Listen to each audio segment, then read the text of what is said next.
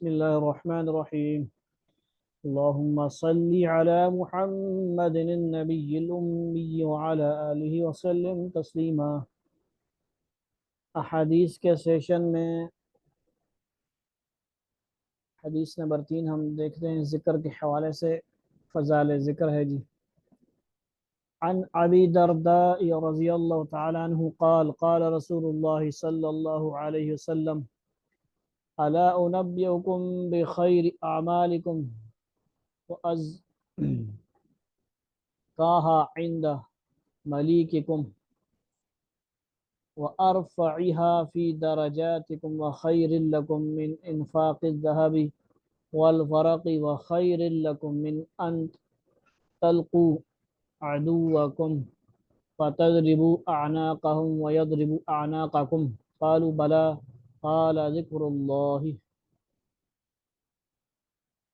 حضور اقدس صلی اللہ علیہ وسلم نے ایک مرتبہ صحابہ رضی اللہ تعالیٰ عنہ سے ارشاد فرمایا، کہا میں تم کو ایسی چیز نہ بتاؤں جو تم اعمال میں بہترین چیز، جو تمام اعمال میں بہترین چیز ہے اور تمہارے مالک کے نزدیک یعنی اللہ کے نزدیک سب سے زیادہ پاکیزہ اور تمہارے درجوں کو بہت زیادہ بلند کرنے والی، اور سونے چاندی کو اللہ کے راستہ میں خرچ کرنے سے بھی زیادہ بہتر، اور جہاد میں تم دشمنوں کو قتل کرو وہ تم کو قتل کریں اس سے بھی بڑی ہوئی۔ صحابہ رضی اللہ عنہم نے عرض کیا ضرور بتا دیں۔ آپ صلی اللہ علیہ وسلم نے ارشاد فرمایا اللہ کا ذکر، اللہ کا ذکر یعنی ویسے تو ہر عمل کا اپنے اپنے وقت پہ درجہ ہے، اس کا مرتبہ ہے، فضیلت ہے۔ ہر وقت جو ہے جو چیز کرنے والی ہے وہ ان سب چیزوں میں مشترک ہے، اللہ کا ذکر ہے۔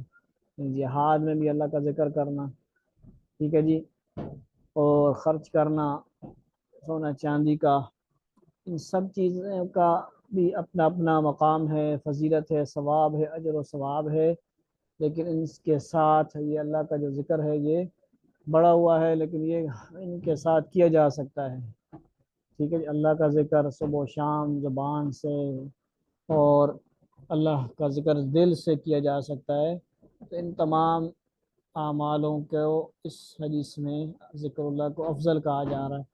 اللہ تعالی ہمیں زیادہ سے زیادہ اپنا ذکر کرنے کی، اپنی یاد کی توفیق نصیب فرمائیں۔ السلام علیکم ورحمۃ اللہ وبرکاتہ۔